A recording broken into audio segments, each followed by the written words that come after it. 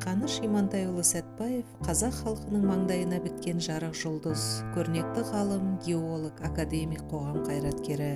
Ол Қазақстан ғылымының негізін қалаушы және қазақтан шыққан тұңғыш академик ретінде ел тарихында өшпес із қалдырған тұлға.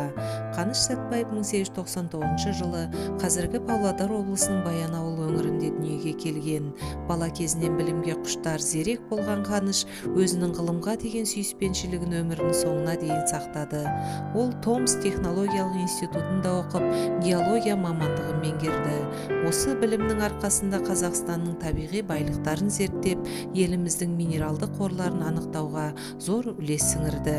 Сәтбаевтың жетекшілігімен Жезқазған, Қарағанды, Балқаш өңірлеріндегі пайдалы қазбалар зерттеліп, өндіріс орындары ашылды. Ол тек геология саласын ғана емес, ғылым мен білімнің дамуына да үлкен үлес қосты. 1946 жылы Қаныш Сәтбаевтың бастамасымен Қазақ КСР ғылым академиясы құрылып, өзі оның тұңғыш президенті болды. Қаныш Сәтбаев нағыз патриот, өз елінің болашағы үшін аянбай еңбек еткен азамат.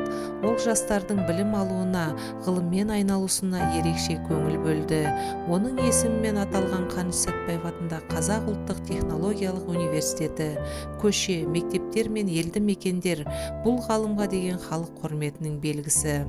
Қаныш Сәтбаев тек ғалым ғана емес, ұлт мақтанышы. Оның еңбегі мен өнегелі өмірі бүгінгі ұрпаққа үлгі. Ғылым жолындағы табандылығы мен халқына деген адалдығы әрдайым есімізде сақталады.